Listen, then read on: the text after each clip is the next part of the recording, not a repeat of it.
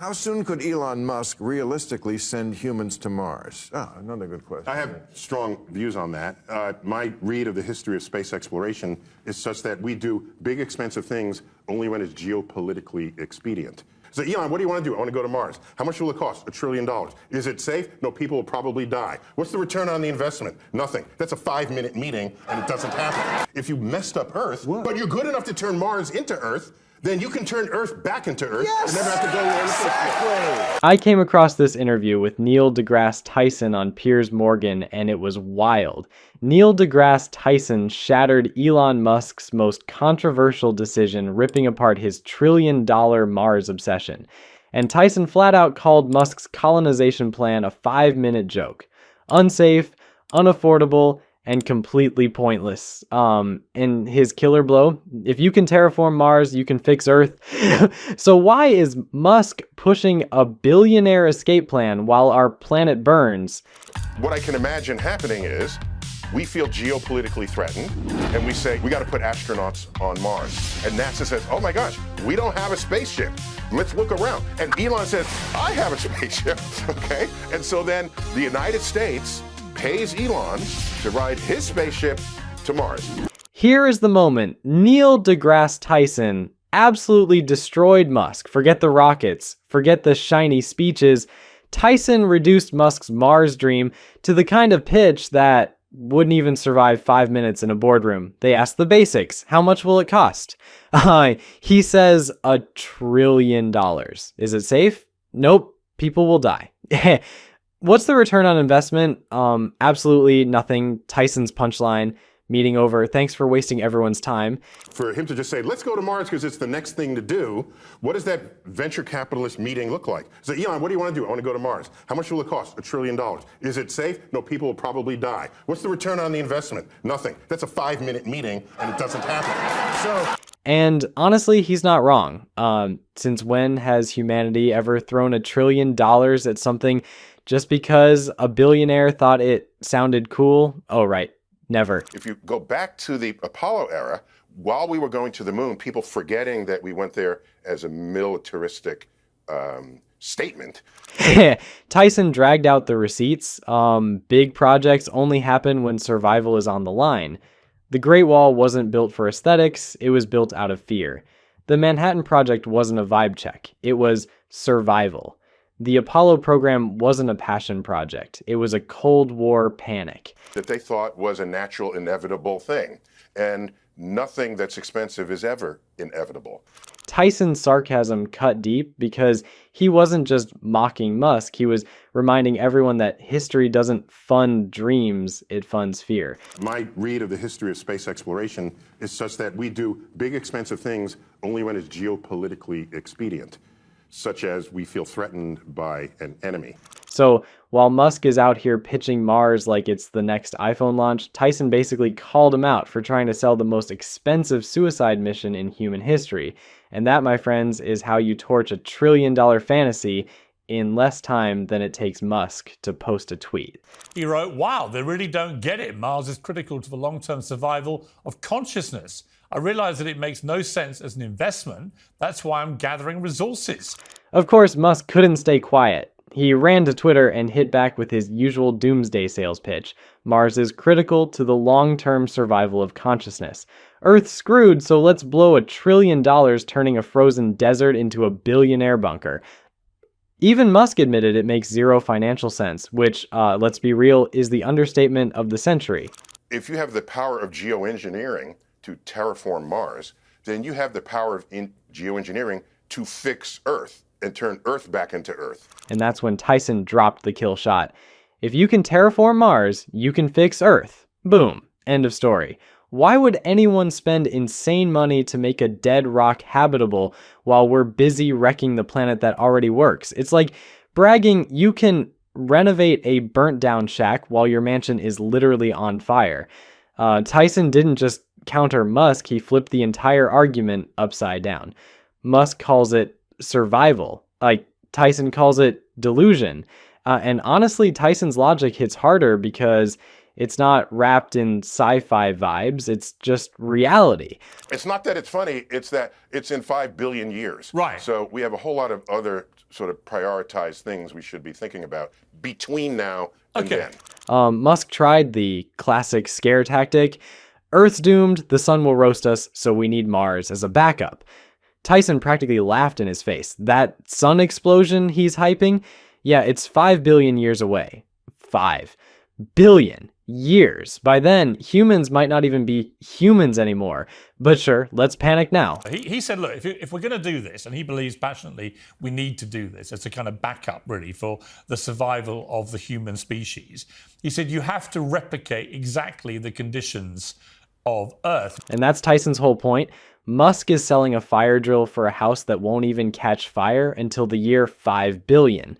Meanwhile, Earth is already falling apart in real time. Climate chaos, oceans boiling, people struggling. But Musk's priority is building a luxury hideout on a dead planet. And Tyson's laugh said it all. Elon's backup planet isn't a solution, it's stand-up comedy. Other than living in habitat modules, either underground or just, wherever, that have to be heated because Mars is very cold and Mars has barely any atmosphere, so you have to pump that in as well. And hey, if you're enjoying watching Tyson dismantle Musk's Mars obsession piece by piece, go ahead and hit like and subscribe. Don't worry, it won't cost you $1 trillion, and unlike Musk's plan, this actually works. But my point is that if you want to ship humans from Earth to Mars, Mars needs to kind of look like Earth. It's like after laughing off Musk's backup planet excuse, he dropped a reality check that even Musk's biggest fans can't spin.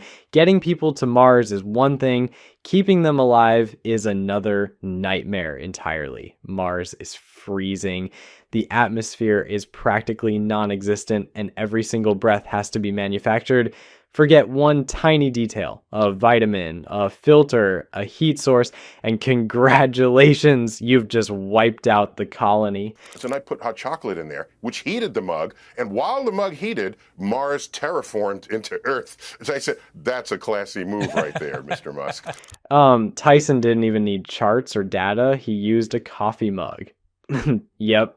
A SpaceX mug that magically transformed Mars into Earth when it got hot. In like a cute gimmick, but also the perfect metaphor. If only terraforming Mars were as easy as pouring hot chocolate. Instead, you're talking centuries of engineering, endless resources, and a survival rate close to zero. And that's the punchline. Musk calls it colonization, but Tyson exposed it for what it really is. Cosplay with spacesuits on a lifeless rock. And NASA says, oh my gosh, we don't have a spaceship.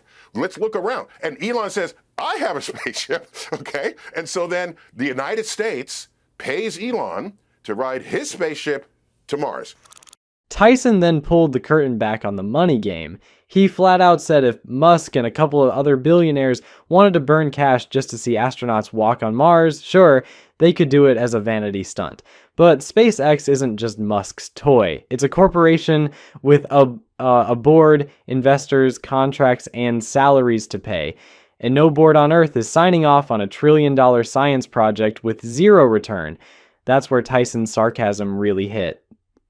Musk wants us to believe Mars is humanity's destiny, but Tyson showed it's really just the world's most expensive hobby. Some billionaires buy yachts. Musk wants to buy a planet. So we went to the moon. We felt threatened by the Russians, the godless commies, around the world. And so these are the motivations that enable people to write checks. And here's where it gets embarrassing. Piers Morgan tried to play savior for Musk by dragging out the JFK comparison, as if Elon is the modern-day moonshot. Tyson shut that down instantly. He reminded everyone the moon landing wasn't about lofty speeches, it was about raw Cold War panic. The US wasn't racing to the moon because it sounded inspiring. It was racing to beat the Soviets before they turned space into a nuclear playground. And Tyson's takedown only got nastier. Because while Kennedy's inspiring words sound nice on YouTube clips, but the real reason billions poured into Apollo was survival, not inspiration.